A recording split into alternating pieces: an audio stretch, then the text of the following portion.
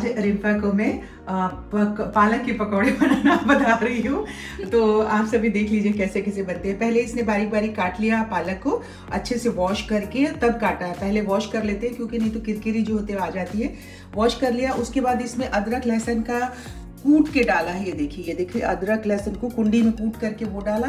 फिर अब इसमें नमक डालेंगे, अजवाइन ज़रूर डालिएगा, और उसके बाद थोड़ा थोड़ा मसाला, लाल मिर्च, और ये इतनी चीज़ें डालनी है साथियों। और उसके बाद हमने पहले इसको मिक्स करो।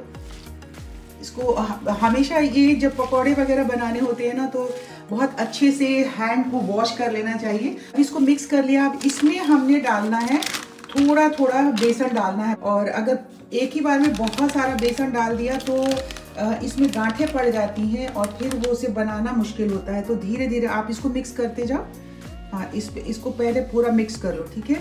इसमें पकौड़े बनाने के लिए ना बहुत पानी डालने की ज़रूरत नहीं होती है। जब प्याज हो या इस तरह के पालक के पकौड़े जब हम बनाते हैं ना प्रिंपा, तो इसमें पानी नहीं डाला जाता है।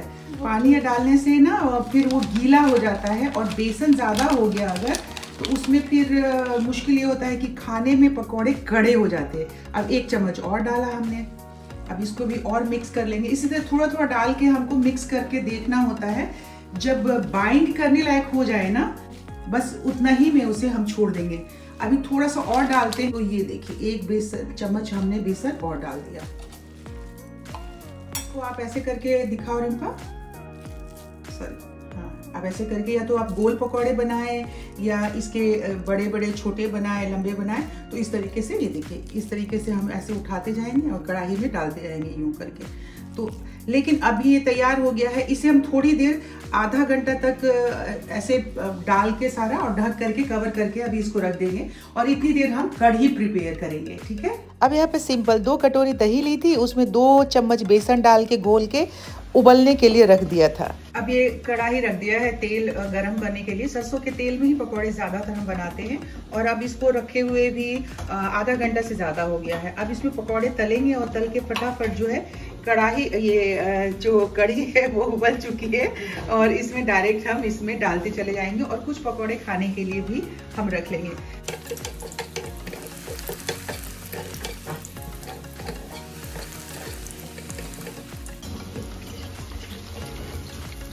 इसे हमने ऐसे घुमा देना है, और बहुत ज़्यादा इसको फ्राई, मतलब हल्का ब्राउन होने तक ही इसको हमें फ्राई करना है। अब धीरे धीरे मीडियम में आंच में अगर हम इसको रखेंगे तो अंदर तक ये पकौड़ा पक जाएगा। और ये साथियों देखिए, तड़के के लिए पहले मेथी दाना डाला इसमें। अब इसमें सारी चीज़ें कट करके अब थोड़ा सा हींग में डाल दिया, मेथी दाना और हींग डाल दिया, और इसके भी आंच को आप बिल्कुल सिम पे कर दीजिए, वरना सारी चीज़ें डालते ही जल जाएंगी। अब ये पचफोरन जो होता है, सारी चीज़ें इसमें डाल दिया। दालचीनी डाली और बड़ी वाली इलायची डाली, लौंग डाला। जब ये तड़क जाए, बिल्कुल सारे चिटक जाते हैं जब ये, तो इसके बाद इसमें प्याज, लहसुन और अदरक काट के रखा है, उसको फ्राई तड़का लगाने के लिए वो डालेंगे। हल्का मतलब फ्राई कर लेंगे ब्राउन होने तक प्याज को, और साथ साथ में इधर ये भी चल रहा है, हमारा पकौड़ा भी हो रहा है। तो ये देखिए, ये थोड़ा सा और इसको ब्राउन होने तक हम करेंगे, और तब तक इधर का तड़का भी तैयार हो रहा है। अभी देखिए सर, जितना इसको ब्राउन होना था उतना ब्राउन हो गया, और मैं डायरेक्ट इसको यहाँ से निकालूंगी और ये कढ़ी में डाल दूंगी।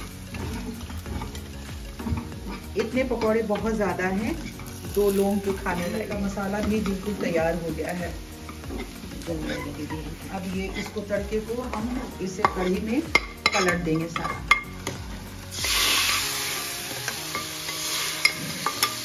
बिल्कुल देसी स्टाइल से हमारी कढ़ी जो है, और इतनी लजीज ये कढ़ी बनेगी, आप देख लीजिए। आप ये इसकी शक्ल देख रहे हैं, इसका रंगत देख रहे हैं कढ़ी का।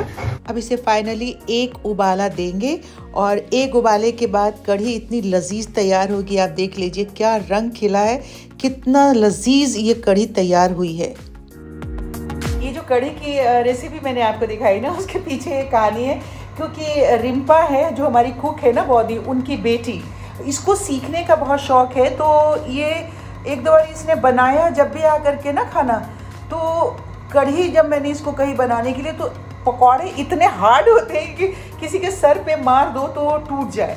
और फिर बहुत दिनों से पालक के पकौड़े बनाने थे और पालक डाल के मुझे कढ़ी बनाना था। तो वो आई हुई थी, तो मैंने कहा कि मैं बनाने जा रही, तो उसने कहा कि आंटी मुझे बता दीजिए, मैं सीख भी लूँगी और साथ में थोड़ा मेरा एक्सपीरियंस हो जाएगा। मैंने कहा चल ठीक है, इसीलिए मैंने ये कढ़ी की रेसिपी आप सबको दी। आप सबको कैसी लगी है और आप लोग किस तरह से कढ़ी बनाते हैं, किस किस चीज़ की कढ़ी बनाते हैं, प्लीज़ मुझे बताइए। मैं ऑफिस से आ गई हूँ और आज है लोहड़ी, तो आप सबको लोहड़ी की बहुत सारी बधाइयाँ। और कल है मकर संक्रांति, तो मकर संक्रांति में कुछ लड्डू वगैरह ना बनाएं और फिर बिल्कुल देसी वाले स्टाइल में अम्मा हमारी जो बनाया करती थी, जिस तरीके से मैंने देखा है मखाने की, फरही की, चूड़ा की, लाई वगैरह, तिलकुट वगैरह बनाती थी घर में। तो जितने रेसिपी मैं बना पाऊंगी आप सबके साथ शेयर करूंगी। तो चलिए सबसे पहले मैं बनाती हूँ मखाने का लड्डू। अब सबसे पहले गैस को ऑन करके कढ़ाई रख देना है। 2 हमें बर्तन एट ए टाइम चाहिए अगर फास्ट हमें बनाना है। तो एक हमने फ्राई पैन लिया जिसमें कि मैंने थोड़ा सा घी डाल दिया है 1 चम्मच, और दूसरे बड़ी वाली कढ़ाई में मुझे गुड़ डालना है। गुड़ डाल करके और उसमें पानी डाल दिया है ताकि वो मेल्ट होता रहे। उतनी देर में मुझे लगातार चलाते हुए मखाने को हल्का सा फ्राई कर लेना था। फ्राई करके मैंने मखाना निकाल लिया है। अब ये जो गुड़ मैंने डाला है वो लगातार चलाते रहेंगे और ताकि वो मेल्ट होता रहे। अब जब मैंने मखाना निकाल लिया तो अब इसमें डालने के लिए अगर ड्राई फ्रूट्स आप डालना चाहते हैं तो मैंने बादाम लिया है, काजू लिया है और ये मगज वगैरह थे, सारे मिक्स मेरे पास थे। तो सारा कुछ मिक्स उसमें तैयार करके इसको भी उसी फ्राई पैन में मैंने फ्राई कर लिया। अब ये देखिए एक बोल में मैंने इसे निकाल लिया। अब इसे मुझे दरदरा पीसना है। अगर मेरे पास बड़ी कुंडी होती तो मैं उसमें ही कूटती इसे, क्योंकि दरदरा मुझे चाहिए, पर मिक्सी में मैंने डाला, बस एक बार चलाया है मिक्सी को और ये दरदरा तैयार हो गया। और इधर जो मैंने ये गुड़ रखा था उसे 1 तार की चाशनी में तैयार करना था। अब मैंने चेक किया, देखिए 1 तार की चाशनी बन गई। इसमें जितना भी पाउडर बनाया था मैंने दरदरा पीसा था डाल के अच्छे से मिक्स कर लिया और जल्दी से हाथ में ठंडा पानी लगाया और इसे लड्डू बनाना शुरू कर दिया। अगर देर हो जाएगी ना थोड़ी देर भी, तो ये जो गुड़ होता है ना वो थोड़ा हार्ड हो जाएगा और उसे लड्डू बन पाना मुश्किल होता है। एक एक करके देखिए कितने अच्छे से ये सारे लड्डू बन गए हैं और पूरा बना के मैंने ये बोल भर के तैयार कर लिया। और ये देखिए लजीज लड्डू तैयार। और साथ ही एक लाई तो मैंने बना ली है मखाने वाली। अब दूसरी लाई मुरमुरे वाली, जो कि हम लोगों के यहाँ बिहार में इसको फरी की लाई कहा जाला। तो फरी की लाई मैं बनाने वाली हूँ और इसको बनाना उस मखाने के लड्डू से या लाई से भी बहुत आसान है, बहुत ही आसान है। तो चलिए जल्दी से फटाफट शुरू हो जाते हैं। कढ़ाई गरम हो गई है और इसमें बस हमने इतने नाप से लेने हैं मुरमुरे। देखिए इतना ले लिया है ये नाप करके, क्योंकि ज़्यादा लोग तो है नहीं बनाने वाले। अगर मैं बहुत ज़्यादा बना के रखूँगी तो बस ऐसे ही रखा रहेगा। बस हल्का सा कढ़ाई गरम हो गई है, इसे हल्का सा हम नीचे से ऐसे करके चलाते रहेंगे, इससे इसमें कुरकुरापन आ जाएगा। वैसे भी अगर आप ताज़े मुरमुरे मतलब लाई खरीद के बाज़ार से लाते हैं तो वो कुरकुरा तो होता ही है। बस इसे लगातार चलाते रहना है।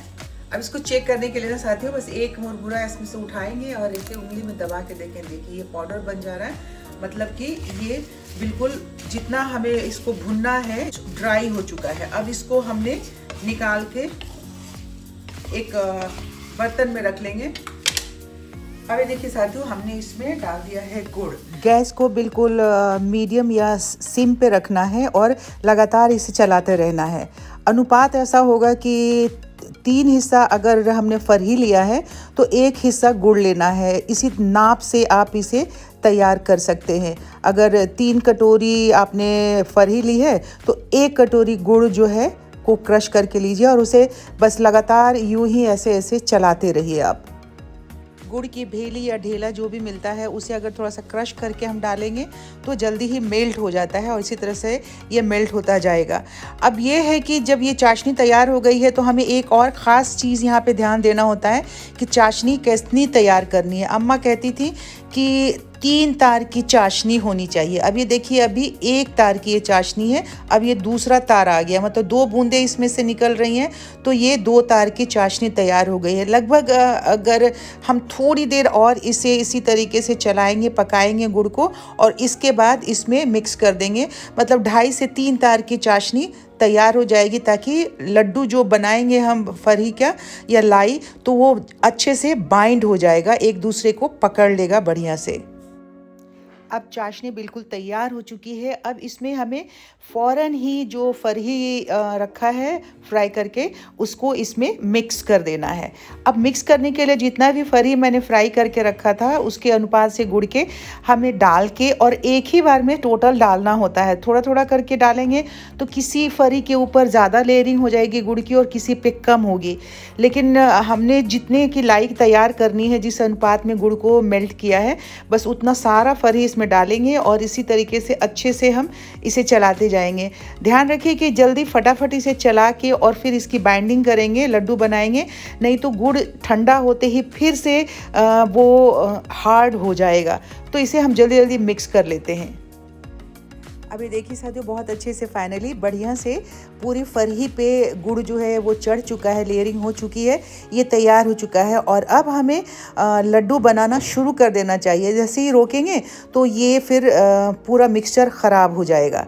अब इस तरीके से मैंने इसे कढ़ाई को नीचे उतार के रख लिया है, बोल जिसमें रखना है वो ले लिया है, और ठंडा पानी आप इसमें लीजिए, ताकि ये, चूँकि गुड़ गर्म होता है, अगर हम बहुत सारे लोग घी लगा के भी बाइंड करते हैं, पर वो गलत है मेरे हिसाब से, ठंडे पानी से, ताकि हाथ में जले नहीं, गुड़ चिपकता है। और इस तरह से हाथ को, दोनों हाथ को गीला किया और इस तरीके से मुट्ठी भर के हमने जो मिक्सर तैयार किया उसे उठाते जाइए और फटाफट लड्डू इसे बनाते जाना है। क्योंकि अगर जैसे थोड़ी देर अगर देर हो जाएगी ना, तो फिर वो जल्दी से अच्छे से लड्डू बनेगा नहीं। ये देखिए कितने अच्छे से ये लड्डू बनके मेरा तैयार हो गया। अब सारे हमें लड्डू तैयार कर लेने हैं इसी तरीके से। अभी देखिए साथियों, बन के तैयार हो गया मेरा फरही का लड्डू, या मुरमुरे का लड्डू, या लाई बोलिए इसे, लैया बोलिए। ये मकर संक्रांति में सबसे ज़्यादा फेस्टिव सीजन में इसमें बाजार में मिलता है। खाने में थोड़ा गर्म होता है क्योंकि गुड़ से बना होता है,